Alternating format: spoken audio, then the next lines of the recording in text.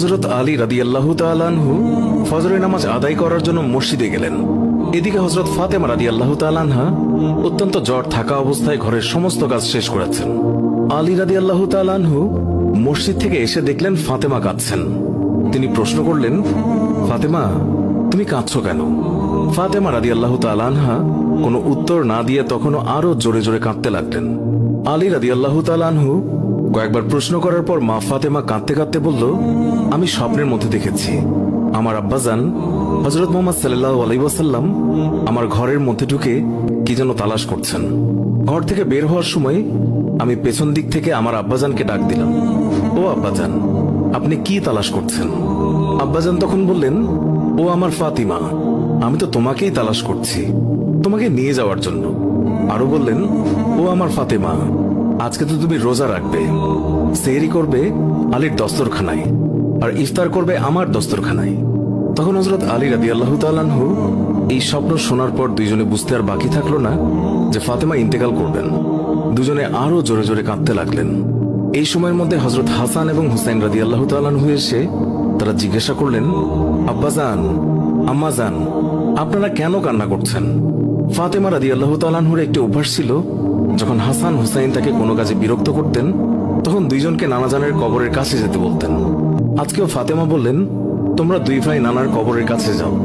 কবরের নিকট যাওয়ার সাথে সাথে কবর থেকে আওয়াজ আসলো, ও আমার আদরের নাতিরা, এই মুহূর্তে তোমরা আমার কাছে কেন এসেছো?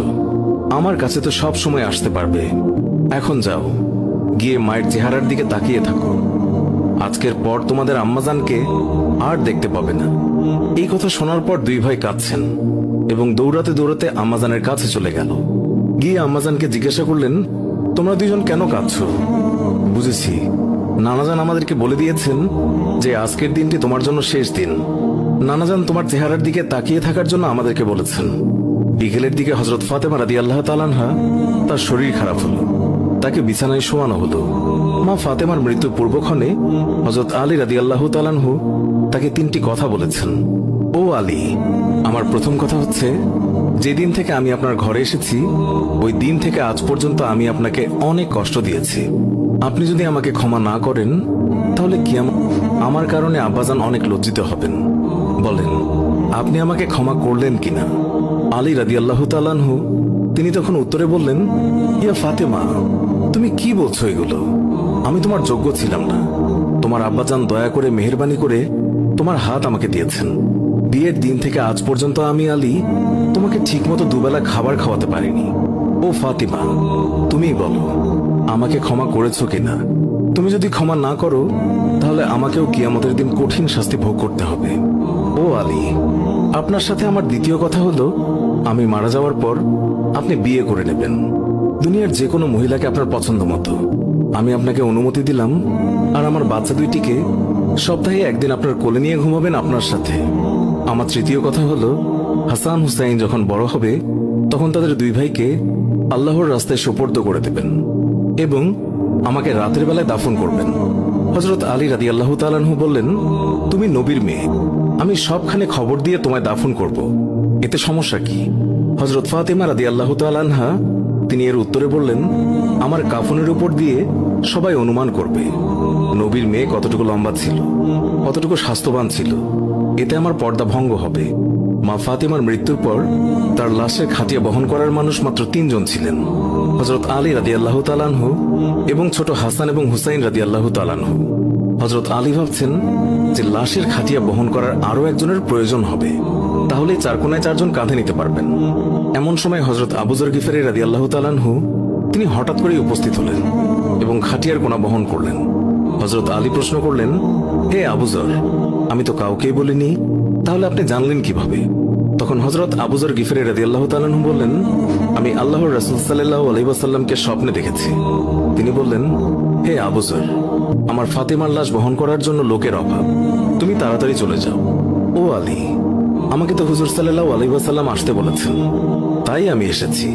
তোমরা তো আমাকে বলনি।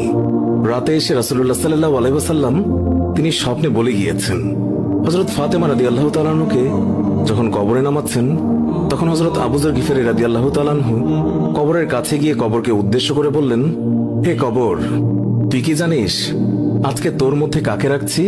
উনি হচ্ছেন জান্নাতের সকল মহিলাদের সর্দার।